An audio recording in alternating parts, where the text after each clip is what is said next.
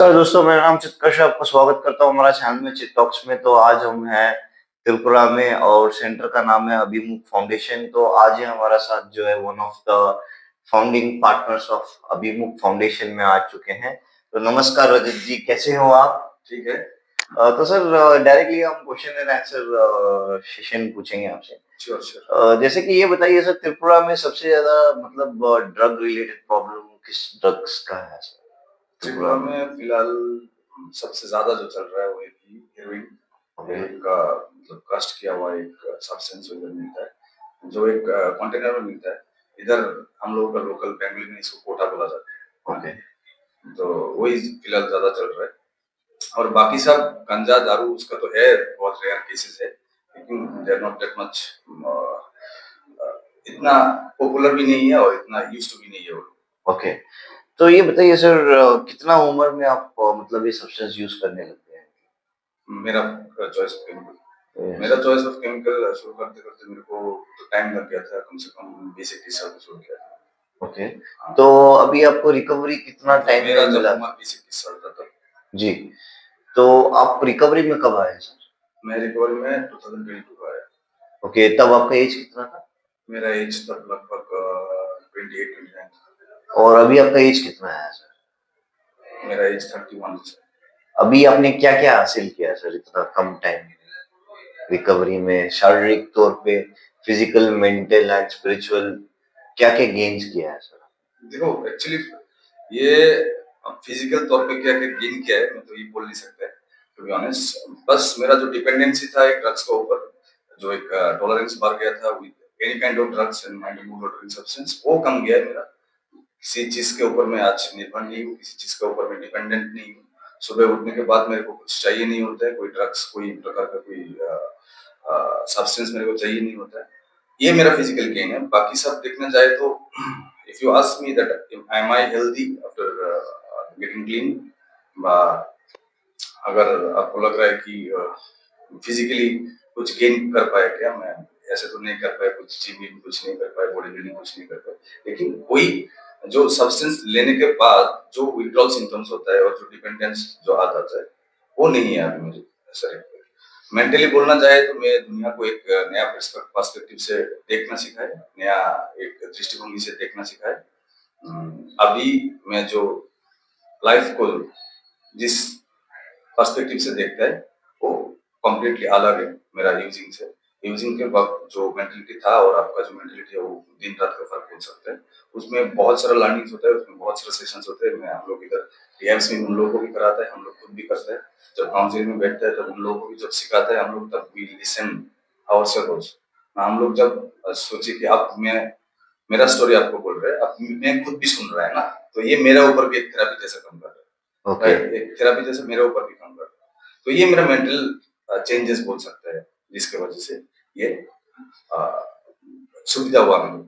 और spiritual side से देखना जाए तो स्पिरिचुअल अपलिफ्टमेंट जिसको बोला जाता है, हम लोग मैं स्पेशली जब when I was addicted to drugs, when I was into drugs, मेरा ऐसा स्पिरिचुअल अपलिफ्टमेंट बोल के कुछ था नहीं। मेरा अपब्रिंगिंग, मेरा कल्चर, मेरा सोसाइटी ने जो मेरे को सिखा दिया था वो मैं कुछ फॉलो नहीं कर रहा था। ओके। उससे मैं बहुत दूर दूर था तब, क्योंकि तब मेरे को सिर्फ नशा चाहिए, ना कोई रिलेशनशिप का परवाह था, ना कैसे एक जिंदगी को जीना है उसका कुछ जानकारी था, कुछ ऐसे कुछ नहीं था। आज के दिन में मैं एक नॉर्मल ह्यूमन बीइंग कैसे बिहेव करना चाहता है उसको मैं फॉलो कर पाता है ऑन डेली बेसिस। ओके। एक व्यक्ति जैसे कि इस वर्ल्ड में आने के बाद उसका जो जो ड्यूटीज होता है, उसका जो जो रेस्पॉन्सिबिलिटीज होता है, उसका जो जो एक एक मैं एज ए ह्यूमन बीइंग मैं जितना कर सकता हूँ कर लूँ। और ये बताइए सर, हाँ, तो सर आप अपना स्पिरिचुअल पार्ट बता रहे थे कि आप कैसे मतलब ठीक हुए हैं, तो क्या क्या हासिल किया स्पिरिचुअलिटी के थ्रू, आप ये बता रहे थे सर। स्पिरिचुअलिटी थ्रू के मैं क्या क्या अचीव किया है ये तो मतलब बोलना मुश्किल होता है। स्पिरिचुअल अपलिफ्टमेंट मैं जितना समझ पाता हूँ, मेरा खुद का जो है मेरा पर्सपेक्टिव से मैं देखना चाहे तो मैं मेरा यूजिंग लाइफ में जो था वो एक साधारण इंसान जैसे अपना जिंदगी जीता है, मैं वैसे जी नहीं पा रहा था। मेरा अपब्रिंगिंग, मेरा कल्चर या फिर मेरा जो बेसिक नॉलेज जो था उसको मैं on a daily basis apply नहीं कर पा रहा था। I was just living to use and use to live. हाँ, उसको जो बोला जाता है कि मैं सिर्फ नशा कर रहा था और उसके लिए जी रहा था और बाकी कुछ मेरे लिए बाकी कुछ ऑप्शन नहीं था। मैं और बाकी कुछ नहीं कर रहा था। I was not taking care of my parents, I was not taking care of my sister, I was not taking care of my grandparents। मेरा मतलब कुछ और था ही नहीं। मैं और मेरा नशा सिर्फ मतलब मेरा रिलेशन। अब क्या हो रहा है कि I am being able to look after them, I am being able to take care of good care of them, और उसके साथ-साथ क्या हो रहा है कि मैं दूसरा बंदा के साथ भी रिलेशन बना पा रहा है। एक अच्छे मोटिव लेके कि मैं जैसे इस मैसेज को मिला है, मैं मेरे को जैसे ट्रीटमेंट मिला है, दूसरों को भी ये ट्रीटमेंट मिल जाए। दूसरों को भी थोड़ा बहुत समझ में आ जाए कि नशा क्यों नहीं करना है, और उसके उससे उभरने के बाद एक ज़िंदगी इतना मतलब अच्छा ज़िंदगी है, जो उसके लिए वेट कर रहा है बाहर। जो उसके लिए एक आज़ादी का ज़िंदगी जो वेट कर रहा है ना, मतलब आई वाज़ मेरे को देखना चाहे तो I was captivated by drugs for more than 16-17 years, right. तो उसके बाद जब आया है ये सब छोड़ने के बाद, तब मेरे को जो आज़ादी मिला है, वो आज़ादी का मैसेज में मतलब जिसको दे पाए, जितना को दे पाए, ये देने का कोशिश कर रहे हैं through this centres and through other few other programs that I follow। Okay sir, ये सेंटर को खोले हुए कितना दिन हो गया? ये सेंटर एक्चुअली 12 दिसंबर 2023 को रजिस्टर हुआ है। 15 दिसंबर 2023 को हम लोग ये ओपन किया है। तो सर आपको कैसे फील हो रहा है ये सेंटर चलाते हुए अब? ऑब्वियसली मतलब this is a great feeling कि I am being able to serve people like me. I am being able to serve those who are suffering, were suffering and is suffering like me. Okay, आपका location बता दीजिए, कहाँ पे है आपका location ये जगह? Actually Kashipur beside Royal Enfield service centre, Agartala, Tripura में लोकेटेड है। ओके, नंबर बता दीजिए इमरजेंसी कांटेक्ट, यदि कोई भी हमारा व्यूअर्स आपका सेंटर देख के यदि आके एडमिट होना चाहता है तो contact number. The contact number is 7005 429 850। और ये 24/7 ऑपरेटिव है। ट्वेंटी और फोर सेवन 24/7 ऑपरेटिव है। आप कॉल में राय ले सकते हैं, उसके लिए कोई चार्जेस नहीं लगता है। कॉल करके इंक्वायरी कर सकते हैं, उसके लिए कोई चार्जेस नहीं लगता है। And also you can visit us for free. Okay, और ये बता दीजिए सिर्फ मेल्स का ही आप ट्रीटमेंट देते हैं ना यहाँ पे? यहाँ पे सिर्फ मेल्स का ट्रीटमेंट होता है, ओके। फीमेल्स का भी कुछ सोचा नहीं है, ओके। सिर्फ मेल्स का ही होता है। ओके सर, और ये बताइए जैसे कि आपने तो इतना अच्छा डिटेल्स आपने बताया था, जब आपका यूजिंग था जैसे कि वो रॉक बॉटम में, जैसे कि वो क्या था, आपको जितना लॉसेस हुआ, और फिर क्यों आपको, आप भी पिकअप होके ट्रीटमेंट पे गए थे या खुद गए थे ट्रीटमेंट पे सर मैं लेने के खुद लिए? खुद खुद से जाना पड़ा। तो वो क्या हुआ था कि आप खुद ट्रीटमेंट के लिए आप चले गए थे सर? वैसे क्या एक्चुअली प्रॉब्लम्स हुआ था आपकी लाइफ एक्चुअली में? मेरा सबसे बड़ा जो लॉस है is my career. I was a bright and brilliant student in my school days. तो क्या हुआ है कि आफ्टर द 10th स्टैंडर्ड मैं और पढ़ाई में ध्यान नहीं दे पाया। मैं ओके। पूरा पूरी नशे के चक्कर में घुस गया।